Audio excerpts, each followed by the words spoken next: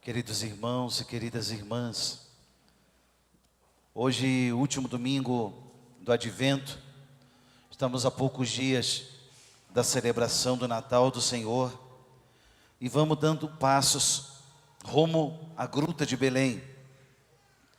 Desde o primeiro domingo eu disse que nós iríamos observar alguns personagens bíblicos.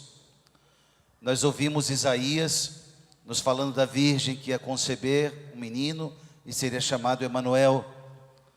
Nós ouvimos João Batista nos exortando à conversão. João Batista dizendo que devíamos aplainar os caminhos do Senhor, preparar os caminhos do Senhor. Olhamos para São José, nos ensinando a obediência, o silêncio, muito mais do que nas palavras, nas atitudes, servindo a Deus. E hoje chegamos ao último domingo do Advento, olhamos para a figura de Nossa Senhora. O Evangelho que acabamos de ouvir nos mostra essa singularidade na vida de Maria, com a qual queremos aprender. É o Evangelho da visitação. Rezamos no terço, meditamos esse mistério, a visitação de Maria, sua prima Isabel. Muito mais do que os aspectos práticos dessa visita, o cuidado, a ajuda, A prima já com certa idade, grávida. O texto diz que Maria foi às pressas para ajudar a sua prima, quando soube que ela estava grávida. Muito mais do que esse fazer, muito mais do que essa ajuda prática, nós queremos olhar quem Maria leva, quem visita Isabel. O menino Jesus que está no seu ventre. São lindas as palavras que Isabel profere quando Maria chega. Isabel diz assim: logo que a tua saudação chegou aos meus ouvidos, a criança pulou de alegria no meu ventre. O texto diz: Isabel ficou cheia do Espírito Santo. Aquele menino que vai visitar agora a casa de Isabel é Jesus, é o Salvador do mundo. Naquela página do Evangelho está acontecendo o encontro do Antigo Testamento, a anciã Isabel, João Batista no ventre, e o Novo Testamento, a menina Maria, tão jovem, e Jesus no seu ventre. O Antigo e o Novo. Ali nós podemos imaginar aqueles diálogos maravilhosos entre Isabel e Maria. O texto de São Lucas retrata apenas algumas frases que já são esplêndidos. E ali, naquele encontro das duas grávidas, Maria vai depois proferir o seu cântico, o cântico do Magnificat, o cântico de louvor.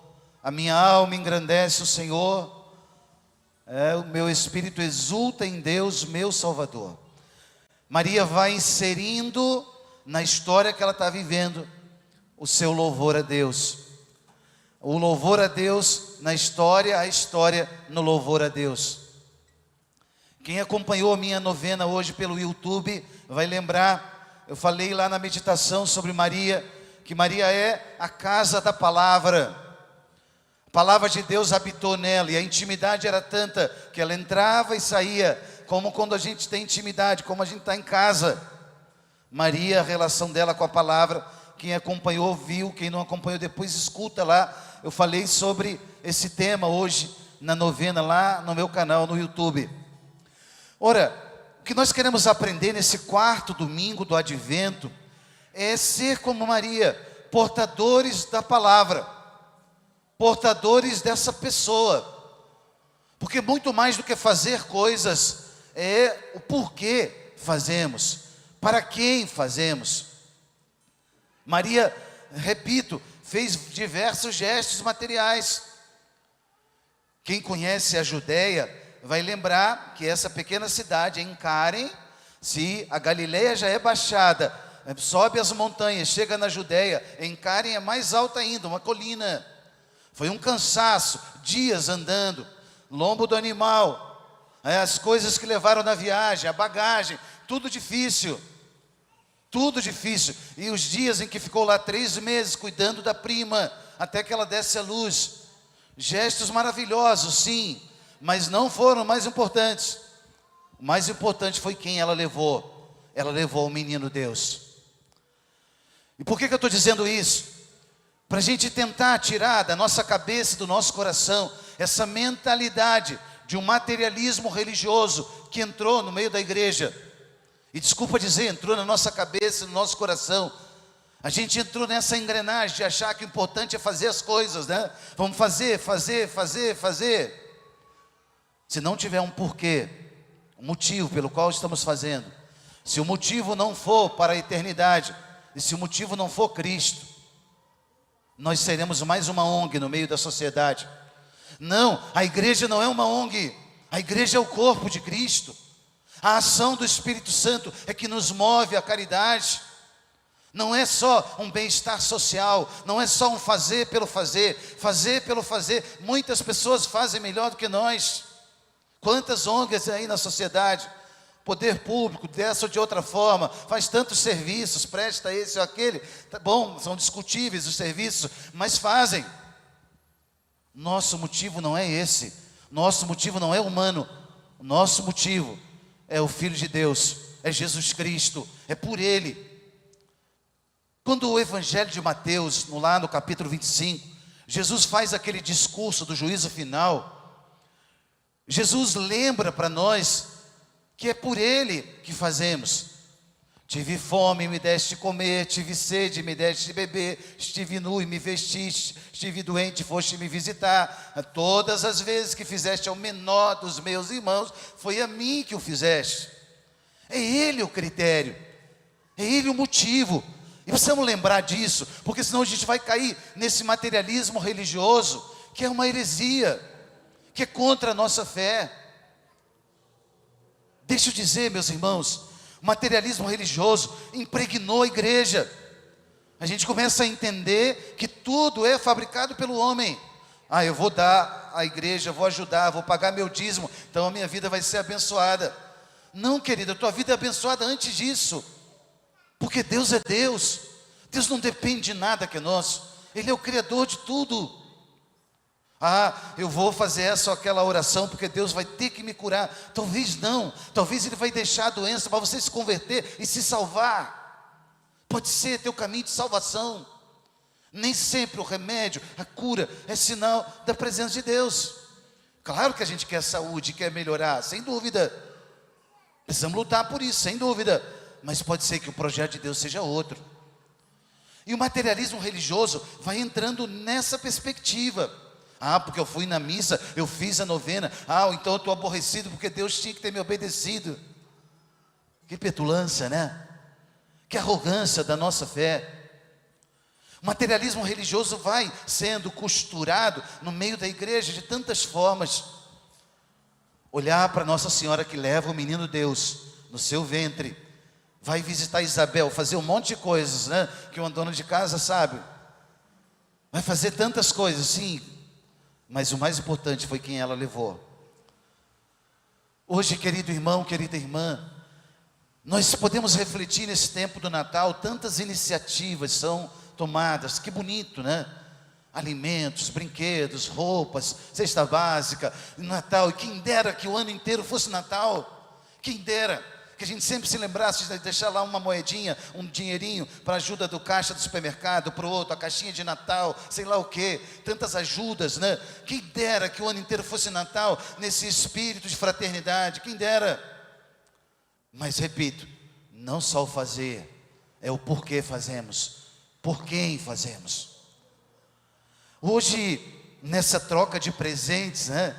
Nessa troca das famílias, dos grupos, locais de trabalho, amigo secreto, amigo oculto, amigo não sei de quê, amigo da onça, tanto amigo, né?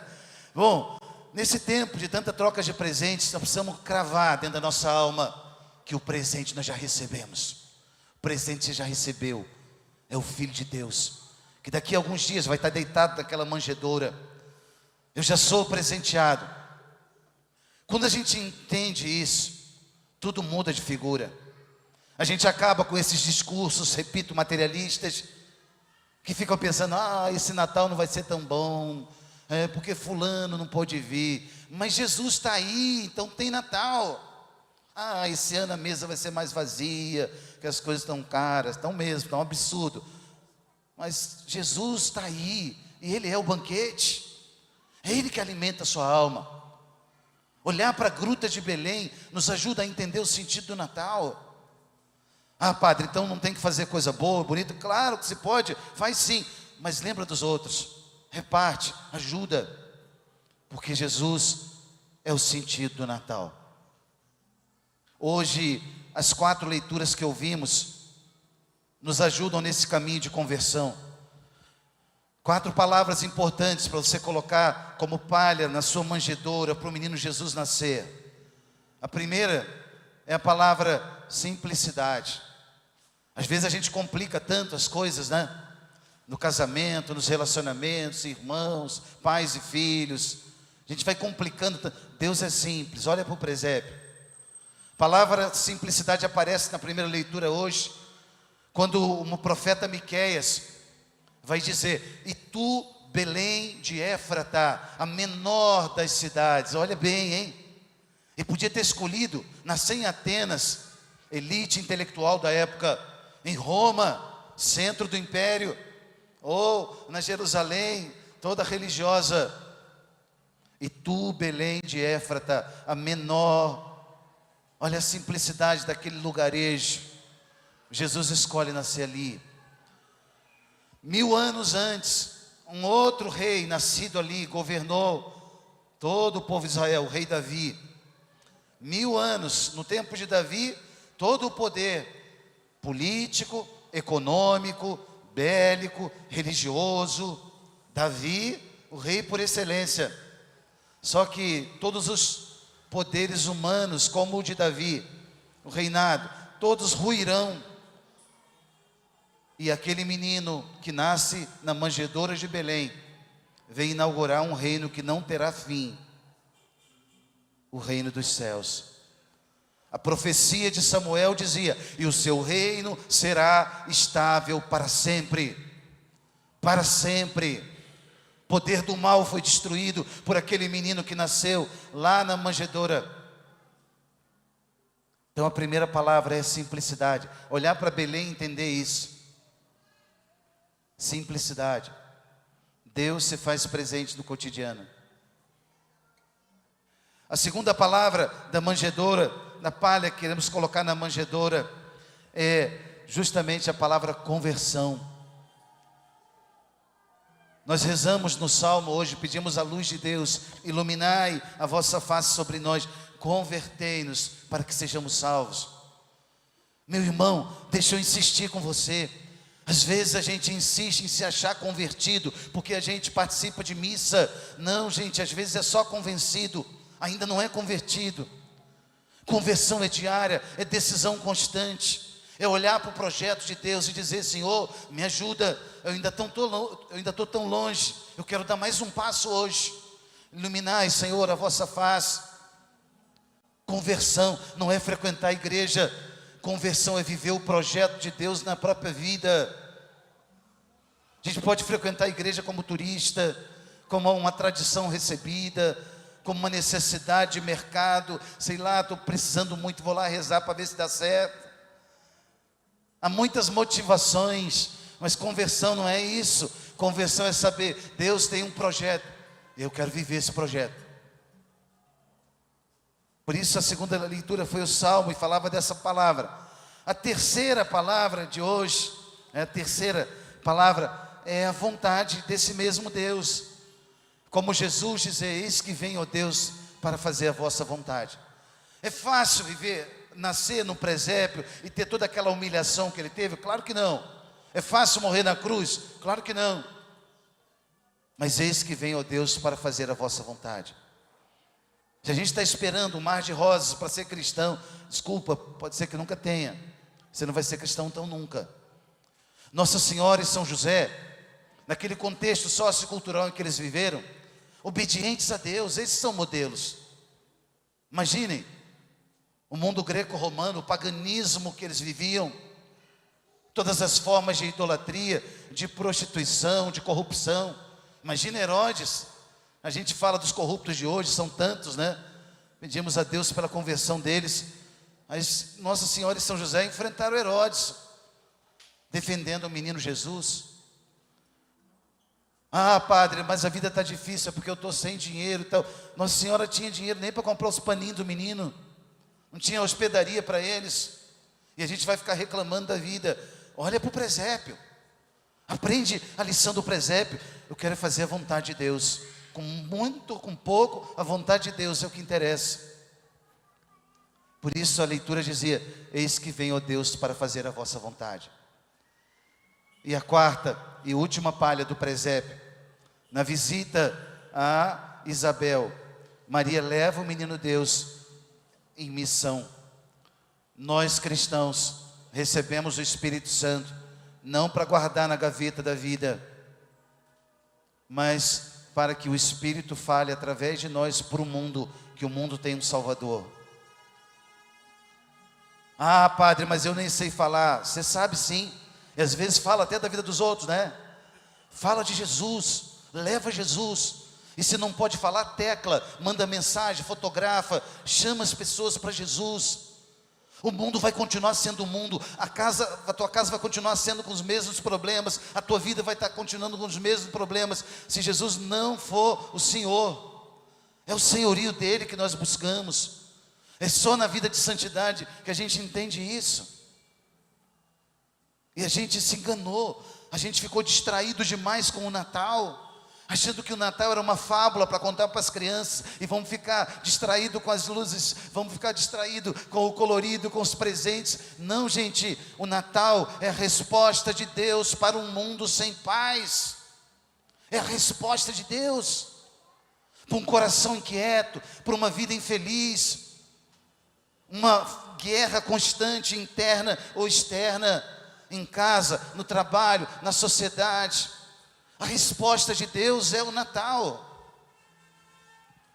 A resposta de Deus não é uma fábula para ficar contando para as crianças: olha que bonitinho, o boizinho, a ovelhinha e não sei o quê. Não, é pegar o menino, a criança, e mostrar no presépio e falar: olha, Deus se fez menino, Deus se fez homem para trazer salvação para o mundo.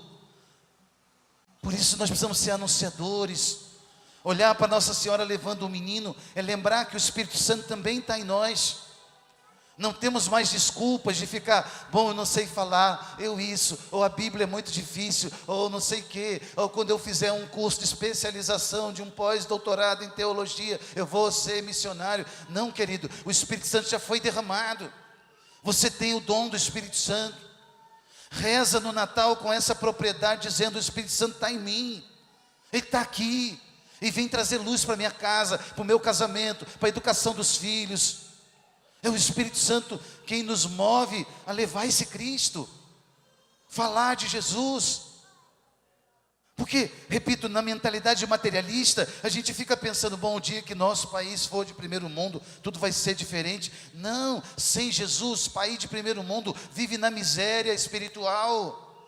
Os maiores índices de suicídio, de morte, estão nesses países onde Jesus ainda não é o Senhor. Não há conversão de vida. Hoje, queridos, olhando para o presépio, a figura de Nossa Senhora vai nos ensinar esse caminho. De onde você está sentado aí na igreja agora, eu sei que o barulho lá fora às vezes atrapalha, as distrações são muitas, né? E desculpa de eu me alongar aqui, mas eu preciso entregar para você aquilo que Deus está falando ao meu coração. Hoje você vai olhar para Nossa Senhora e dizer para ela: mãe, me ensina. Mãe, como criança, eu não sei, me ajuda. Mãe, eu quero também chegar na gruta de Belém e ver o menino. Mãe, o meu coração hoje é uma manjedoura, me ajuda a acolher esse menino. E clamar a presença da Virgem Maria para nos ensinar nesse caminho de trazer Jesus para o mundo. Em nome do Pai, e do Filho, e do Espírito Santo. Creio em Deus Pai Todo-Poderoso,